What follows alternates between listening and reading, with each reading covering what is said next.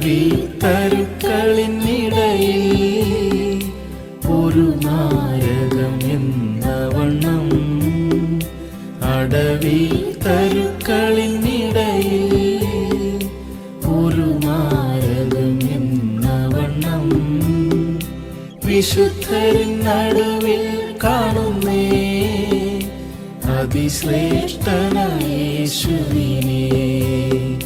വിശുദ്ധരിൻ നടുവിൽ കാണുന്നേ അതിശ്രേഷ്ഠനായ യേശുവിനെ.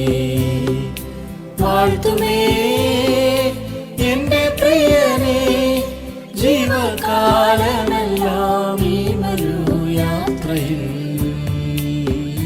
നന്ദിയോടെ ഞാൻ പാടിടുമേ, നന്ദിയോടെ ഞാൻ പാടിടുമേ.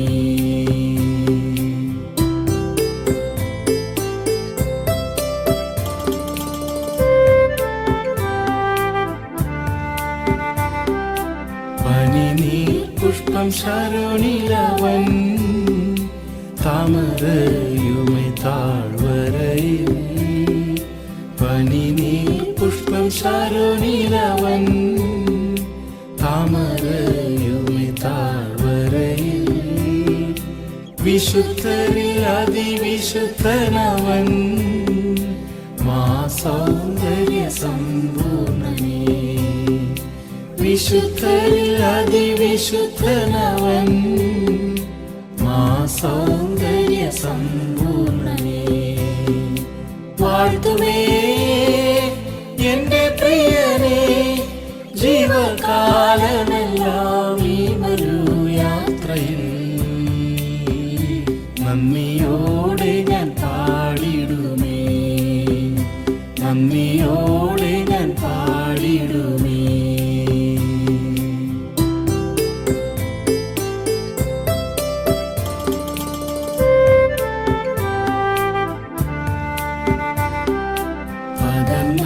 തൈലം പോൽ നിന്നാമം പാരിൽ സൗരഭ്യം വീശുന്നതാൽ, പകർന്ന തൈലം പോൽ നിന്നാമം പാരിൽ സൗരഭ്യം വീശുന്നതാൽ. പഴിദുഷി നിന്ന ഞെരുക്കങ്ങളിൽ എന്നെ സുഗന്ധമായി മാറ്റിടണേ. പഴിദുഷി നിന്ന ഞെരുക്കങ്ങളിൽ എന്നെ സുഗന്ധമായി മാറ്റിടണേ. വാഴ്ത്തുമേ എന്റെ പ്രിയനെ, ജീവകാലമെല്ലാം ഈ മരുയാത്രയിൽ നന്ദിയോടെ ഞാൻ പാടിടുമേ, നന്ദിയോടെ ഞാൻ പാടിടുമേ.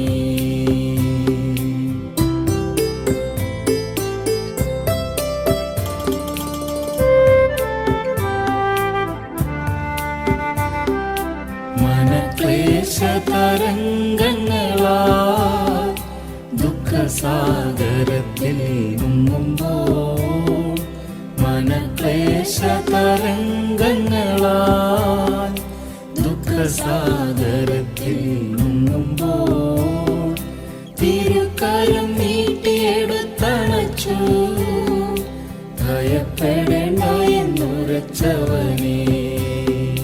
തിരുക്കരം നീട്ടിയെടുത്തണച്ചു ഭയപ്പെടേണ്ട എന്നുരച്ചവനേ. വാഴ്ത്തുമേ എന്റെ പ്രിയനെ, ജീവകാലമെല്ലാം ഈ മരുയാത്രയിൽ നന്ദിയോടെ ഞാൻ പാടിടുമേ, നന്ദിയോടെ ഞാൻ പാടിടുമേ.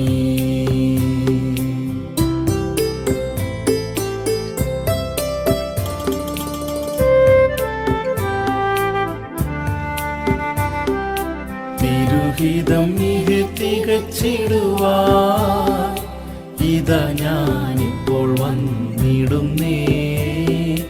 തിരുഹിതം തികച്ചിടുവാൻ ഇതാ ഞാനിപ്പോൾ വന്നിടുന്നേ.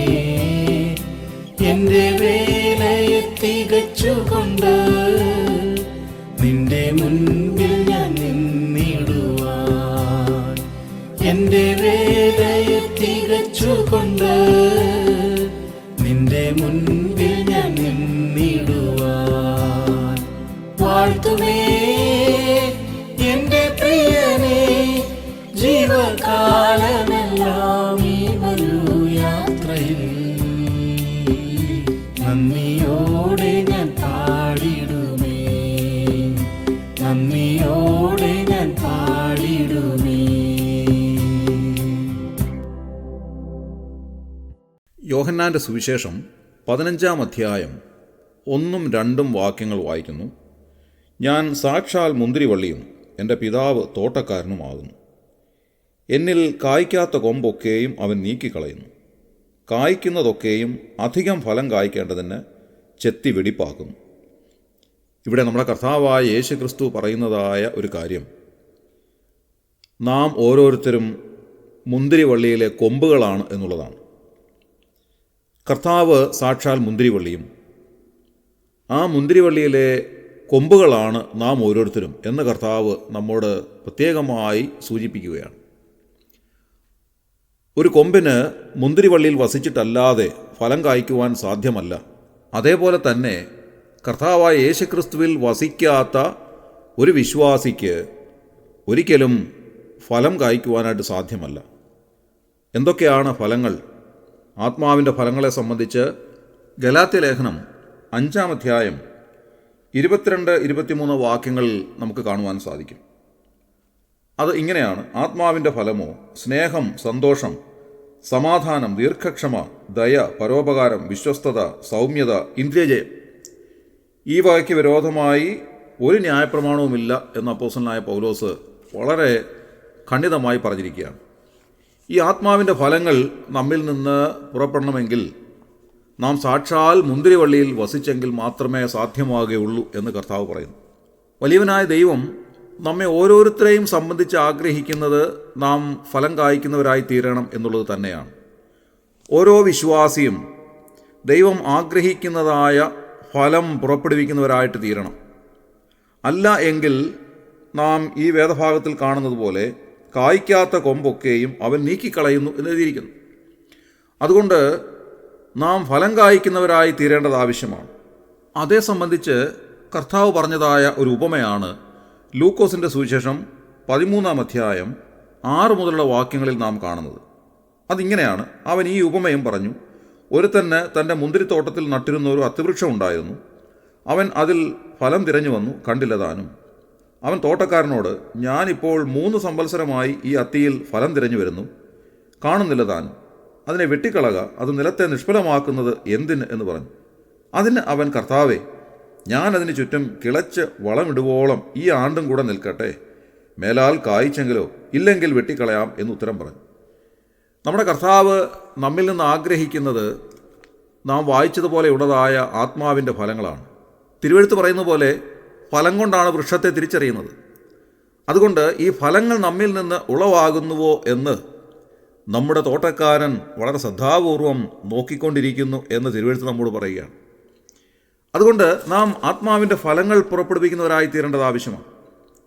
ഫലങ്ങൾ പുറപ്പെടുവിക്കുമ്പോൾ നാം പ്രാരംഭത്തിൽ വായിച്ചതായ വേദഭാഗത്തിൽ കാണുന്നത് പോലെ ഒരു മുന്തിരിവള്ളിയോട് ഉപമിച്ചുകൊണ്ടാണ് കർത്താവ് ഈ കാര്യം ശിഷ്യന്മാർക്ക് വ്യക്തമാക്കി കൊടുക്കുന്നത്. കാരണം അത് വളരെ കൃത്യമായ ഒരു ഉപമയാണ് എന്നതുകൊണ്ട് തന്നെയാണ്. കർത്താവായ യേശുക്രിസ്തു ആകുന്ന മുന്തിരിവള്ളിയിൽ നാം ഓരോരുത്തരും കൊമ്പുകൾ എന്നതുപോലെ വാസം ചെയ്യുമ്പോൾ ആ കൊമ്പുകൾക്ക് ഫലം കായ്ക്കുവാനായിട്ട് സാധിക്കും എന്ന് ദൈവാത്മാവ് രേഖപ്പെടുത്തിയിരിക്കുകയാണ്. മുന്തിരിച്ചെടി എന്ന് പറയുന്നത് അതിന് വളരെയേറെ ശ്രദ്ധ ആവശ്യമായിട്ടുള്ള ഒരു ചെടിയാണ്. ആ മുന്തിരിത്തോട്ടങ്ങൾ സന്ദർശിച്ചിട്ടുള്ളവർക്കറിയാം അവിടെ എത്രമാത്രം കൃത്യമായിട്ടാണ് ഇതിനെ പരിപാലിക്കുന്നത് എന്നുള്ളത്. നമ്മുടെ കേരളത്തിൽ നിന്ന് തമിഴ്നാട്ടിലേക്ക് കുമളി വഴി ഇറങ്ങുന്നതായ സമയത്ത് അവിടെ കുമളിയിൽ നിന്ന് നാം മുൻപോട്ട് ചെല്ലുമ്പോൾ ലോവർ ക്യാമ്പിനും കമ്പത്തിനും ഇടയിലായി ഏതാണ്ട് കമ്പത്തോട് സമീപിക്കുന്ന സമയത്ത് ഒരു വലിയ മുന്തിരിത്തോട്ടം കാണാൻ സാധിക്കും. സാധാരണയായി അവിടെ ആ മുന്തിരിത്തോട്ടം അകത്ത് കയറി സന്ദർശിക്കാനായിട്ട് അവിടെ സാധിക്കും. അതുപോലെ തന്നെ ആ ചെടികളൊക്കെ വളരെ അടുത്ത് കാണാൻ നമുക്ക് അവസരം ലഭിക്കും. എന്നെ കേൾക്കുന്ന മിക്ക പേരും ഈ മുന്തിരിത്തോട്ടം പല പ്രാവശ്യം സന്ദർശിച്ചിട്ടുണ്ടാകാം എന്ന് ഞാൻ വിചാരിക്കുകയാണ്. എത്രമാത്രം കൃത്യതയോടുകൂടെയാണ് ആ ചെടികളെ പരിപാലിക്കുന്നത് എന്ന് നമുക്ക് ശ്രദ്ധിക്കുമ്പോൾ മനസ്സിലാക്കുവാൻ സാധിക്കും. വളരെ കൃത്യമായി ഒരേ അകലത്തിൽ നട്ടിരിക്കുന്നതായ മുന്തിരിച്ചെടികൾ, അതുപോലെ തന്നെ അതിനെ കൃത്യമായി വെള്ളം നനയ്ക്കുന്നതിനുള്ളതായ സംവിധാനങ്ങൾ, അതേപോലെ ബലിഷ്ഠമായ തൂണുകളിലൂടെ വലിച്ചു കെട്ടിയ കമ്പികളിലേക്ക് അതിനെ പടർത്തി വിട്ടിരിക്കുന്നത് കൊണ്ട് അത് താഴെ വീണു പോകുന്നില്ല. വളരെ ബലവത്തായി അതിനെ ഉറപ്പിച്ച് നിർത്തിയിരിക്കുന്നതായ തൂണുകൾ. ഈ കാര്യങ്ങളെല്ലാം കാണുമ്പോൾ എത്രമാത്രം ഭംഗിയായും കൃത്യമായുമാണ് ആ മുന്തിരിച്ചെടികളെ വളർത്തിയെടുക്കുന്നത് എന്ന് നമുക്ക് മനസ്സിലാക്കുവാനായിട്ട് സാധിക്കും. എന്തിനു വേണ്ടിയാണ് ഇതെല്ലാം ഇങ്ങനെ ചെയ്യുന്നത്? എല്ലാം ഫലം കിട്ടുന്നതിന് വേണ്ടിയാണ്. ഫലം കായ്ക്കുന്ന സമയമാകുമ്പോൾ അതിൽ നിന്ന് ധാരാളം മുന്തിരിപ്പഴം കിട്ടണം. അതിനുവേണ്ടിയാണ് ഈ കാര്യങ്ങളെല്ലാം ചെയ്യുന്നത്. അടുത്ത സമയത്ത് ഞാൻ ആ മുന്തിരിത്തോട്ടം സന്ദർശിക്കുവാനായി ചെല്ലുമ്പോൾ അതിൻ്റെ പ്രൂണിങ് കഴിഞ്ഞതായ സമയമാണ്. ചില്ലകൾ ഇങ്ങനെ മുറിച്ച് മാറ്റി നിർത്തിയിരിക്കുന്നതായ സമയമാണ്. ദൂരെ നിന്ന് നാം നോക്കുമ്പോൾ ഒരില പോലുമില്ലാതെ ഈ വള്ളികളെല്ലാം ഉണങ്ങിയതുപോലെ നിൽക്കുന്നതായ ഒരു കാഴ്ചയാണ് കാണാൻ സാധിച്ചത്. ഞാൻ വിചാരിച്ചത് ഈ തോട്ടം മുഴുവനായി ഉണങ്ങിപ്പോയി എന്നാണ്. പക്ഷേ അടുത്ത് ചെന്ന് നോക്കിയപ്പോഴാണ് മനസ്സിലാക്കാൻ കഴിഞ്ഞത് ഇതിൻ്റെ പ്രൂണിങ് കഴിഞ്ഞ് നിർത്തിയിരിക്കുന്നതായ സമയമാണ്. എല്ലാ ചെറിയ ചെറിയ കൊമ്പുകളും കട്ട് ചെയ്ത് മാറ്റിയിരിക്കുന്നു. ഒരു കൊമ്പ് പോലും മുറിക്കാത്തതായിട്ടില്ല. എല്ലാം മുറിച്ച് മാറ്റിയിട്ട് ഒരില പോലും ശേഷിക്കാതെ വണ്ണം അത് മുഴുവനും മുറിച്ച് മാറ്റി ഇട്ടിരിക്കുകയാണ്. എന്തിനു വേണ്ടിയാണ് മുറിച്ച് മാറ്റിയിട്ടിരിക്കുന്നത്? നാം ഈ വേദഭാഗത്തിൽ കണ്ടതുപോലെ കായ്ക്കുന്നതൊക്കെയും അധികം ഫലം കായ്ക്കേണ്ടതിന് ചെത്തി വെടിപ്പാക്കുന്നു എന്നാണ് എഴുതിയിരിക്കുന്നത്. ചെത്തി വെടിപ്പാക്കുകയാണ്. വളരെ മനോഹരമായിട്ട് അത് ചെത്തി മാറ്റിയിട്ടിരിക്കുന്നത് കണ്ടു കഴിഞ്ഞാൽ എത്ര കൃത്യമായിട്ടാണ് ആ കാര്യങ്ങൾ ചെയ്തിരിക്കുന്നതെന്ന് നേരിട്ട് കണ്ട് മനസ്സിലാക്കുവാൻ എനിക്ക് സാധിച്ചു. പ്രിയമുള്ളവരെ, എന്തിനു വേണ്ടിയാണ് അങ്ങനെ ചെത്തി വെടിപ്പാക്കിയിട്ടിരിക്കുന്നത്? അധികം ഫലം കായ്ക്കുന്നതിന് വേണ്ടി. ഈ കൊമ്പുകളൊക്കെ ഫലം കായ്ക്കുന്നത് തന്നെയാണ്, എന്നാൽ അതിൽ നിന്ന് പ്രതീക്ഷിക്കുന്നത് അധികം ഫലമാണ്. നമ്മുടെ ജീവിതത്തോട് ഇതിനെ ഒന്ന് ഉപമിക്കുവാൻ നമുക്ക് സാധിക്കും. നമ്മുടെ തോട്ടക്കാരൻ പലപ്പോഴും നമ്മെ അധികം ഫലം കായ്ക്കേണ്ടതിന് ചെത്തിവെടിപ്പാക്കുന്ന പല സാഹചര്യങ്ങളും നമുക്ക് കാണുവാൻ കഴിയും. ജീവിതത്തിലുണ്ടാകുന്നതായ പല പ്രയാസങ്ങൾ, പല പരിശോധനകൾ, വിഷമങ്ങൾ ഒക്കെ നേരിടുന്നതായ സമയത്ത് നമുക്ക് ചിന്തിക്കുവാൻ സാധിക്കുന്നത് നമ്മുടെ തോട്ടക്കാരൻ നമ്മെ ചെത്തി വെടിപ്പാക്കുകയാണ് എന്നത്രേ. ചിലപ്പോൾ നമുക്കത് പ്രയാസകരമായിട്ട് തോന്നാം, ചിലപ്പോൾ വിഷമകരമായിട്ട് തോന്നാം. ജീവിതത്തിൻ്റെ കൈപ്പേറിയ അനുഭവങ്ങളിലൂടെ കടന്നു പോകുമ്പോൾ ഒരുപക്ഷെ അത് വളരെയധികം വേദന അനുഭവിക്കുന്ന അനുഭവം ഉണ്ടാക്കാം. നമ്മുടെ ജീവിതത്തിൽ നാം അനുഭവിക്കുന്നതായ വിഷമങ്ങളും വേദനകളും പ്രയാസങ്ങളും ഒക്കെ വരുമ്പോൾ നാം ഓർക്കേണ്ടുന്നതായ ഒരു കാര്യം, നമ്മുടെ തോട്ടക്കാരൻ അധികം ഫലം കായ്ക്കേണ്ടതിന് നമ്മെ ചെത്തി വെടിപ്പാക്കുകയാണ് എന്നത്രേ. പ്രിയമുള്ളവരെ, പലപ്പോഴും ഈ വേദന ഏറുന്നതായ സമയത്ത് നാം വിചാരിക്കാറുണ്ട്, എന്തുകൊണ്ട് എനിക്കിങ്ങനെയൊക്കെ സംഭവിച്ചു? എന്നാൽ ദൈവവചനം പറയുന്നത്, നിന്നെ തോട്ടക്കാരൻ സ്നേഹിക്കുന്നു, നിന്നെ അധികം ഫലം കായ്ക്കേണ്ടതിന് ചെത്തി വെടിപ്പാക്കി എടുക്കുകയാണ്. പ്രൂണിങ് കഴിഞ്ഞതായ ഈ തോട്ടത്തെ ദൂരെ നിന്ന് നോക്കുമ്പോൾ ഒരില പോലുമില്ലാതെ ഉണങ്ങി ശുഷ്കിച്ചിരിക്കുന്ന ഒരു രീതിയിൽ നാം കാണുന്നത് പോലെ ഒരുപക്ഷെ മറ്റുള്ളവരൊക്കെ നമ്മെ കാണുമ്പോൾ ഒരുപക്ഷെ പറഞ്ഞേക്കാം, ഇദ്ദേഹത്തിന് ഇങ്ങനെ വന്നു പോയല്ലോ, ഇത്രമാത്രം പ്രയാസം ഇദ്ദേഹം അനുഭവിക്കേണ്ടതായിട്ട് വരുന്നല്ലോ, വളരെ വലിയൊരു ശോധനയിലൂടെ ഇദ്ദേഹം കടന്നു പോകുന്നല്ലോ, ഇത് പ്രയാസകരമാണല്ലോ എന്നൊക്കെ ഒരു പക്ഷെങ്കിൽ മറ്റുള്ളവർ പറഞ്ഞെന്നിരിക്കാം. പക്ഷേ വാസ്തവത്തിൽ എന്താണ് സംഭവിക്കുന്നത്? നമ്മുടെ തോട്ടക്കാരൻ അധികം ഫലം കായ്ക്കേണ്ടതിന് നമ്മെ ചെത്തി വെടിപ്പാക്കുന്നതാണെന്ന് വിശ്വസിക്കുവാൻ നമുക്ക് സാധിക്കണം. ഞാൻ മുൻപേ പറഞ്ഞതായ ഇതേ മുന്തിരിത്തോട്ടത്തിൽ പഴങ്ങൾ നിറഞ്ഞു നിൽക്കുന്നതായ സമയത്ത് ഞാൻ പല പ്രാവശ്യം ആ തോട്ടം സന്ദർശിച്ചിട്ടുണ്ട്. പ്രിയമുള്ളവരെ, എത്ര മനോഹരമായിട്ടാണ് ആ തോട്ടത്തിൽ മുന്തിരിക്കുലകൾ നിറഞ്ഞു നിൽക്കുന്നത്. നമുക്കതിൻ്റെ അടുത്ത് ചെന്ന് നിന്ന് അത് കാണുവാനും അവിടെ ചിത്രങ്ങൾ എടുക്കുവാനും ഒക്കെ സാധിക്കും. എത്ര മനോഹരമായ ഒരു മുന്തിരിത്തോട്ടമാണത്. വളരെയധികം മുന്തിരിക്കുലകൾ നിറഞ്ഞു നിൽക്കുന്നതായ ഒരു തോട്ടമാണ് നമുക്ക് ആ സമയത്ത് കാണാനായിട്ട് സാധിക്കുക. എത്ര മനോഹരമാണത്! വളരെ വലിയ മുന്തിരിക്കുലകൾ ഒരു പന്തൽ പോലെ കെട്ടിയിട്ടിരിക്കുന്നതായ ഈ മുന്തിരിത്തോട്ടത്തിലെ മുന്തിരിവള്ളികളിൽ നിറഞ്ഞു നിൽക്കുന്നതായ ഈ മുന്തിരിപ്പഴ കുലകൾ കാരണം ഈ വള്ളികളൊക്കെ തുടിഞ്ഞ് താഴോട്ട് നിൽക്കുകയാണ്. അതിനടിയിലൂടെ നാം കുനിഞ്ഞ് മാത്രമേ നടക്കാൻ സാധിക്കുകയുള്ളൂ. അത്രമാത്രം മുന്തിരിക്കുലകളുടെ ഭാരം കൊണ്ട് തുടിഞ്ഞു നിൽക്കുന്നതായ മുന്തിരിക്കൊമ്പുകളാണ് നമുക്കവിടെ കാണാൻ സാധിക്കുന്നത്. അപ്പോൾ ഈ തോട്ടം എത്രമാത്രം മനോഹരമായി തീർന്നിരിക്കുന്നു. എന്തുകൊണ്ടാണ് അതങ്ങനെ ഉണ്ടായത്? അതിൻ്റെ ഏതാനും ചില നാളുകൾക്ക് മുൻപ് അതിൻ്റെ ശിഖരങ്ങളെല്ലാം മുറിച്ച് അധികം ഫലം കായ്ക്കേണ്ടതിന് ചെത്തി വെടിപ്പാക്കിയത് കൊണ്ടാണ് അത്രമാത്രം നിറയെ മുന്തിരിപ്പഴങ്ങളുള്ളതായ മുന്തിരിക്കുലകൾ അതിൽ കാണുവാൻ സാധിക്കുന്നത്.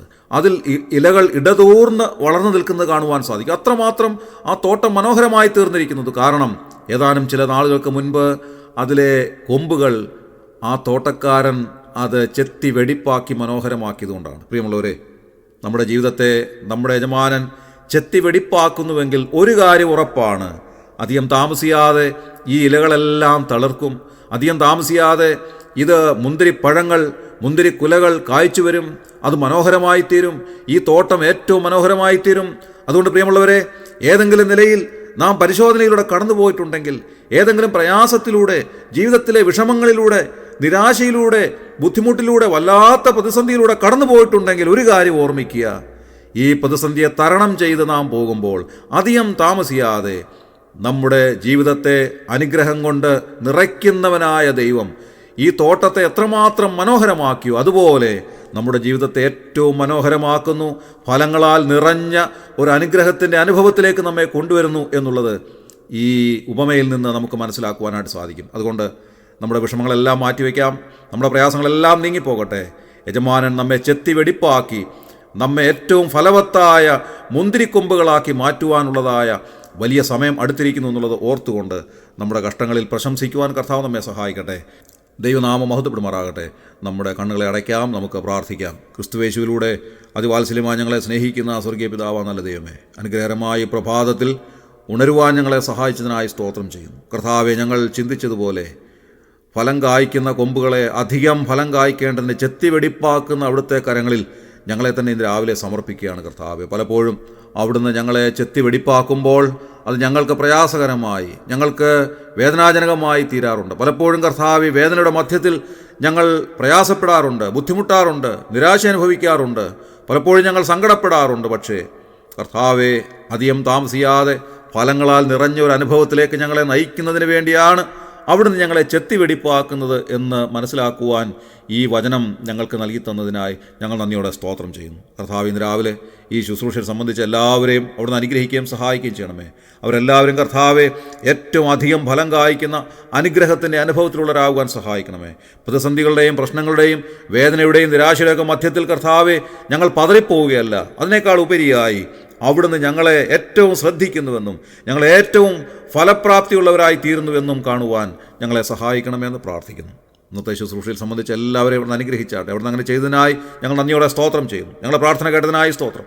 ഞങ്ങളുടെ കർത്താവ് രക്ഷിതാവുമായ യേശു ക്രിസ്തുവിന്റെ വിലയേറിയ നാമത്തിൽ തന്നെ. ആമേൻ.